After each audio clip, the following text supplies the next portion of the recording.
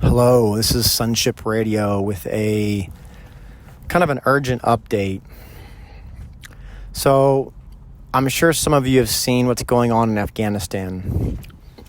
And for those of you who have not seen, the Afghan forces have completely overrun the country in a matter of weeks. They ran through every provincial capital, and then in the last couple days, they have taken Kabul, or Kabul, depending how you want to pronounce it.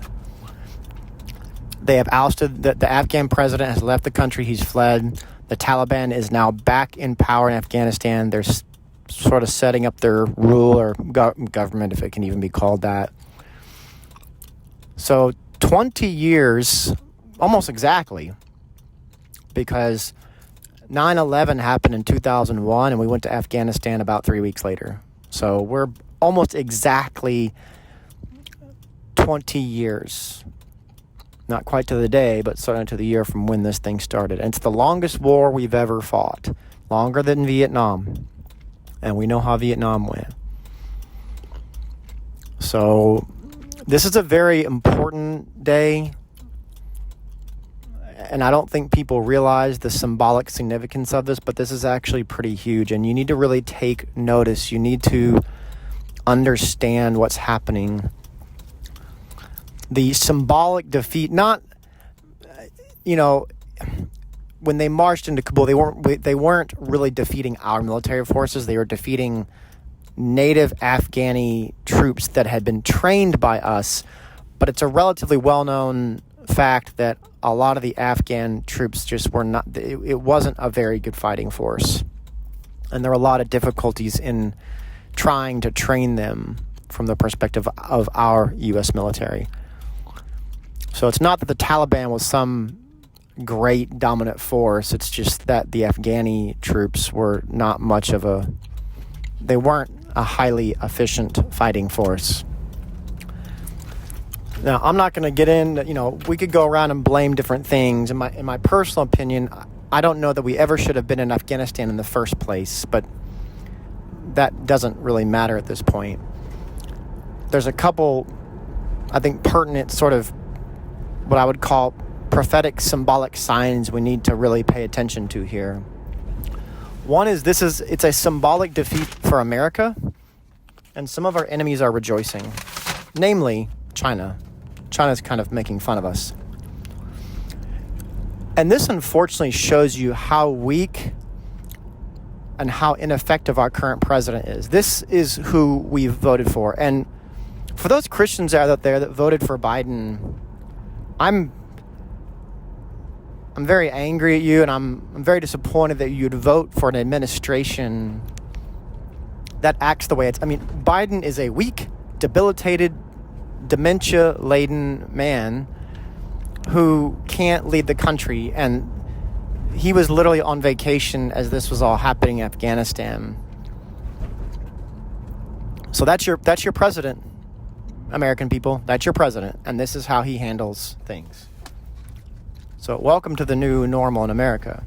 But make no mistake, this is a symbolic defeat because we now have evil overtaking Afghanistan, and Christians are already being killed in Kabul or Kabul. They're being killed by the Taliban. I heard some reports that they're being crucified and have not been able to verify that. But there's going to be severe consequences for the Christians there. And there's going to be severe consequences for Afghan civilians who serve the U.S. military as translators, as contractors that helped the U.S. military. The U.S. military and the United States government actually did not do a good job of getting them all visas to get them out of there. So now many of them are probably going to be killed by the Taliban for betraying the Taliban.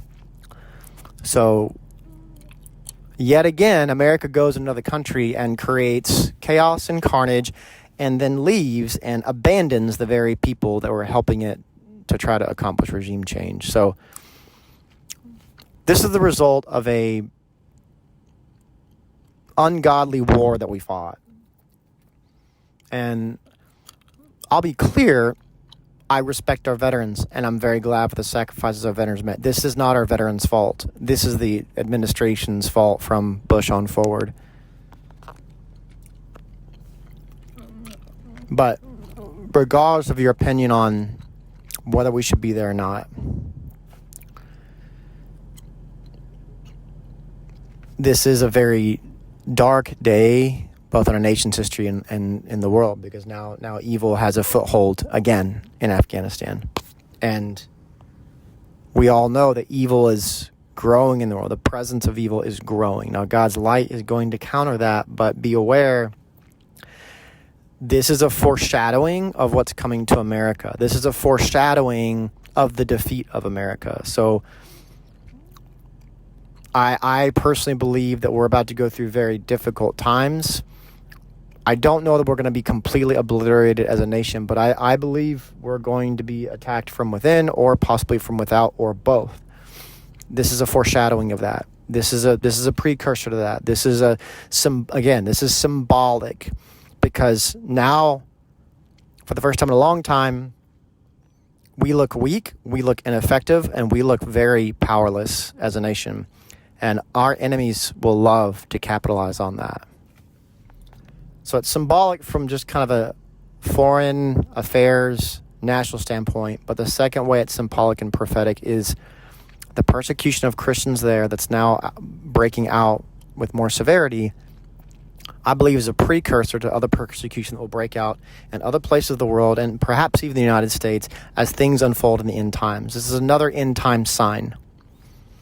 So you have to look at this through the lens of kind of where we're headed, where we're going. Again, the message is always the same, and it's prepare your hearts. Prepare your hearts, store up your oil like the 10 virgins in Scripture. Make sure you're being about your Father's business, because we may face severe persecution. We may face a lot of pushback here. We're certainly going to face the wrath and judgment of God. And this may be a manifestation of that. I'm not quite certain, but this may be part of God's judgment on us, is defeating our military, or defeating the goals we had there after being there for 20 years. Because again, our actual military was not defeated, because they were not being killed in this ordeal. They were actually, from my understanding, mostly evacuated. But take note of this event. This is very, very important. And a lot of people aren't really, I don't think a lot of people are noticing, but it's a big deal. It's a big deal. And you need to pray for your brothers and sisters in Afghanistan. You need to pray for those Christians who are being persecuted and killed and slaughtered. Because the Taliban they don't really take any prisoners. So take heart, as Jesus said, you will have trouble in this life, but our hope is in Jesus. And this message is for myself just as much as it is for you. I'm trying to get rid of all fear and trust in the Lord, and trust in His plan, and trust in the person and my passion for Him and the person of Jesus, and not for anything that's of this world. So pray. Get close to Jesus. Pay attention to the signs. Store up oil. That's it for Sonship Radio.